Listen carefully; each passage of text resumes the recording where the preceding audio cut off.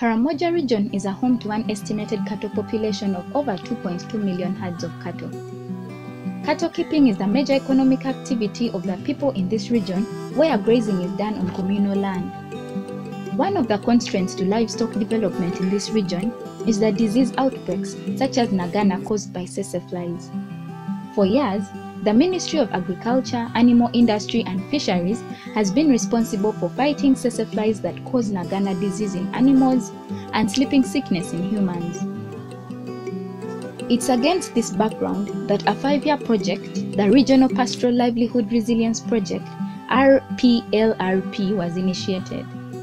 The overall project development objective is to enhance livelihood resilience of pastoral and agro-pastoral communities in cross-border drought-prone areas of selected countries and improving the capacity of the country's governments to respond promptly and effectively to an eligible crisis of emergency.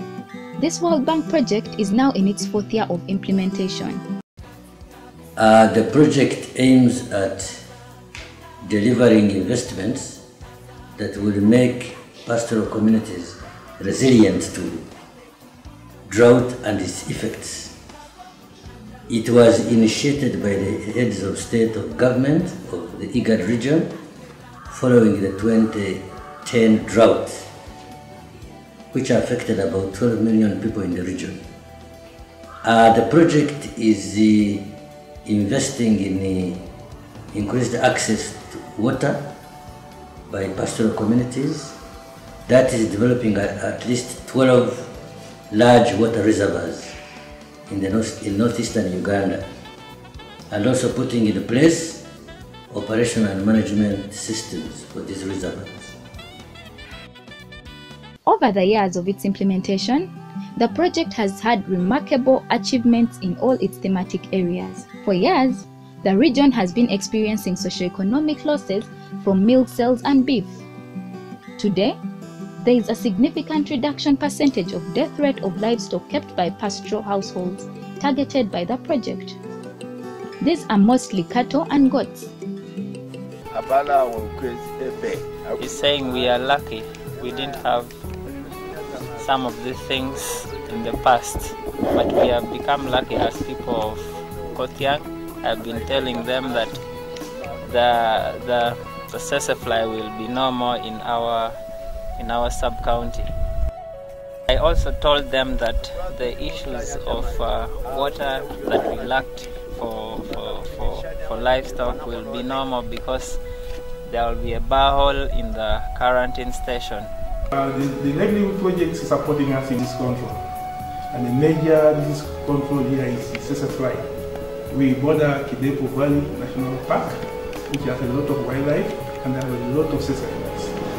But since the intervention of Maif through the project, they have procured a lot of power and have been able to spray the animals about 4 times. They spray almost all the cattle, and the challenge has gone down, and the productivity of livestock has gone up, and also the body weight has improved a lot. Fostering livestock trade is one of the key areas the project has significantly improved.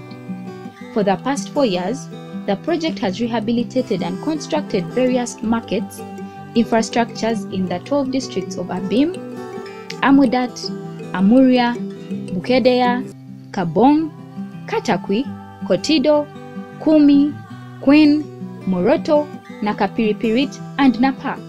The idea is to improve livelihoods in the pastoral communities through trade. Today, the rehabilitated and constructed market infrastructures are fully operational and sustainably managed. On our project, we have cattle, sheep, goats, and chicken being sold in this market. This market is actually one of the biggest markets in Western Karamoja, where we have opportunity of our neighbors from Lango, Teso, come and trade here. That puts this market in an opportunity where this community benefits so well in terms of good market prices for the commodities that they bring in the market. In addition to the 12 livestock markets, the project has commissioned 12 slaughter slabs, 72 community crushes, 4 holding grounds, 7 quarantine stations, and 3 border checkpoints. We are here on checkpoint border. We are going to construct the offices, latrines, borewall, and wash tower. Under the project, a number of water infrastructures along the border have been rehabilitated and new ones constructed. The project has committed to ensuring that all the infrastructure remains operational and sustainably managed. These infrastructures are meant to directly support the livestock, since the project area is drought-prone. The idea is to increase access to sustainably managed water and land resources for pastoral communities. Another important intervention of the project is the livelihood diversification. The project was designed to build on existing traditional pastoral systems that clearly separates gender-based roles to manage livestock as well as to ensure household welfare. The main beneficiaries are pastoral and agro-pastoral communities in Uganda. Women are significantly targeted, particularly in livestock development initiatives. This is because women usually take care of milking, dairy processing, and small ruminants marketing.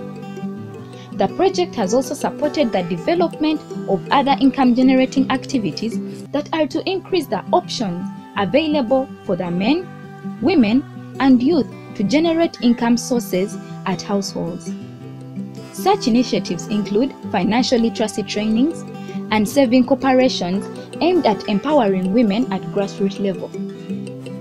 This is Nakiroyen Group from Moroto District, one of the beneficiaries from such interventions. And I'm going to receive broiler chicken, and it's not the first time I'm dealing with chicken. Previously, I used to have my own chicken I was dealing with, and so this chicken played a very big role in my life. When previously with my old chicken, I used to sell them and even pay school fees for my children. And also, it helps in basic needs. For example, health care services.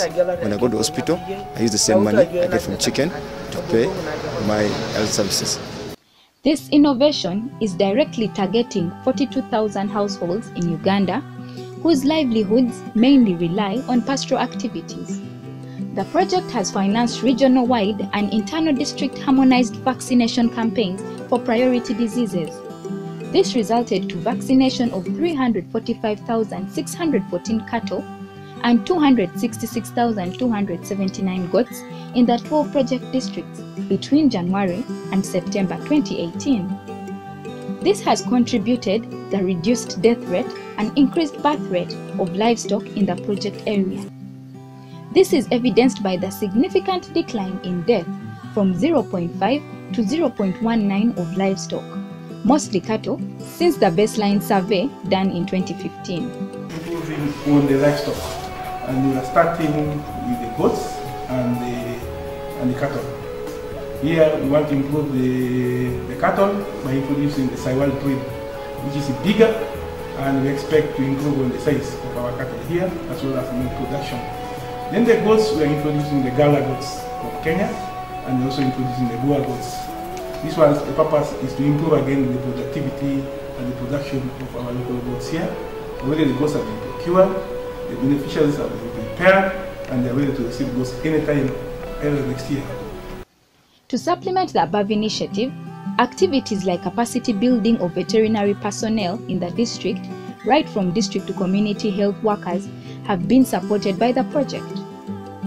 The ministry and veterinary structures have been supported with vehicles, vaccine van, motorcycles, and bicycles.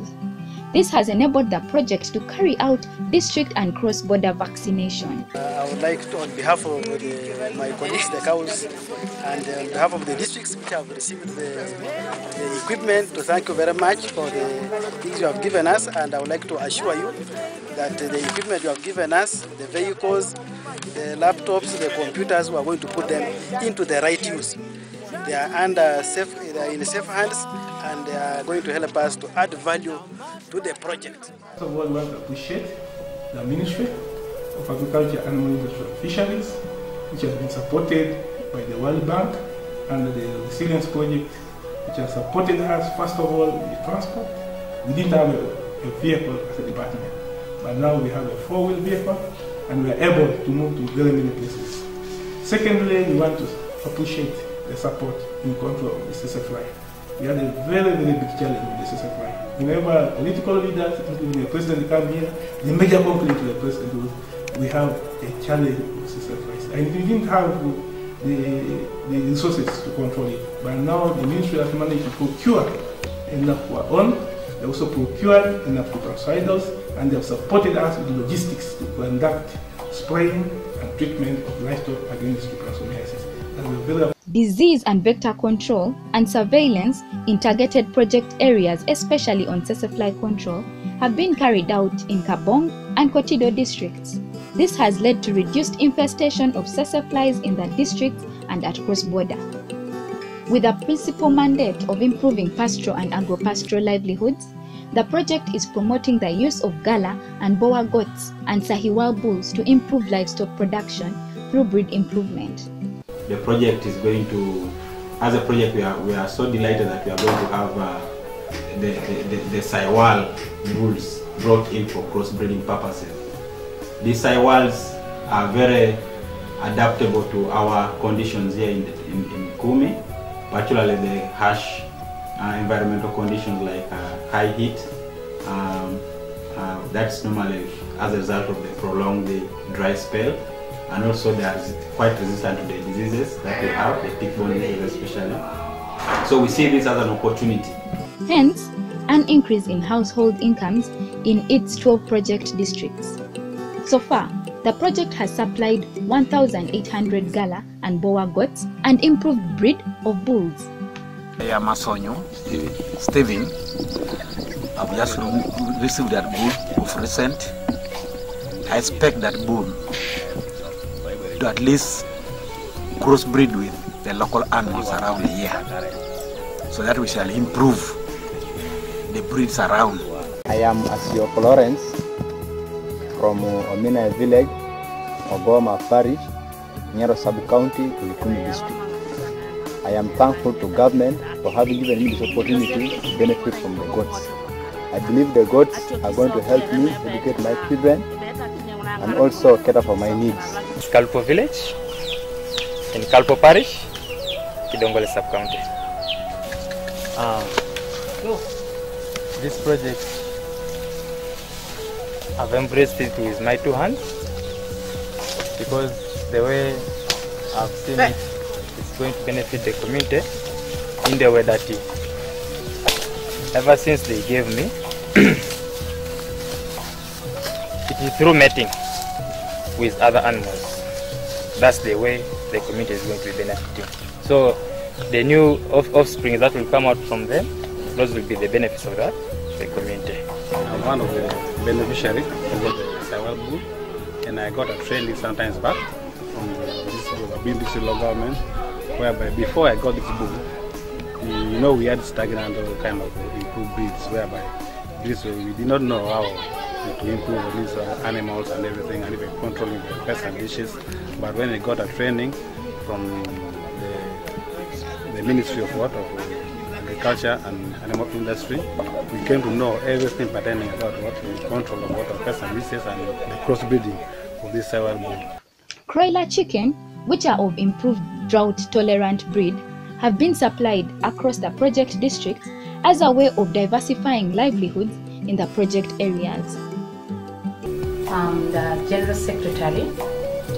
For the chicken that is coming, I feel when we keep them, we can generate income and have in our group we have also a circle in our group, and we shall be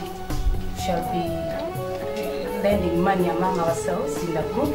As a beneficiary in this project, I'm so grateful that our group was selected among the many groups in the district, and we believe with these programs that come from government, we shall struggle so that it can improve on our standard of living and also increasing our income status in the community. The project has boosted the livelihood of the youth by not only lifting them out of poverty, but also keeping them productive and gainfully engaged. This is under the new technologies for food and feed production and alternative livelihoods enhanced through demonstration intervention. Here, communities have selected a number of alternative livelihood sub-projects. Apiary, honey making, has been identified as one of the major enterprises. 132 apiary groups, each comprises of 15 members, have been formed across the 12 districts. Both modern and traditional beehives amounting to 126 million Uganda shillings were supplied to the youth groups. Furthermore, the groups were trained in modern beekeeping and honey methods to replace the rudimentary methods that were initially used. We got before receiving equipment to enable us to change the method of harvesting, packaging, and branding. That's now you see we have come from harvesting using fire and even processing using bare hands. We have come up to this level using now the honey press. The storing tank is here. So now if you see that the honey is good, that one we shall bring in, we process and pack.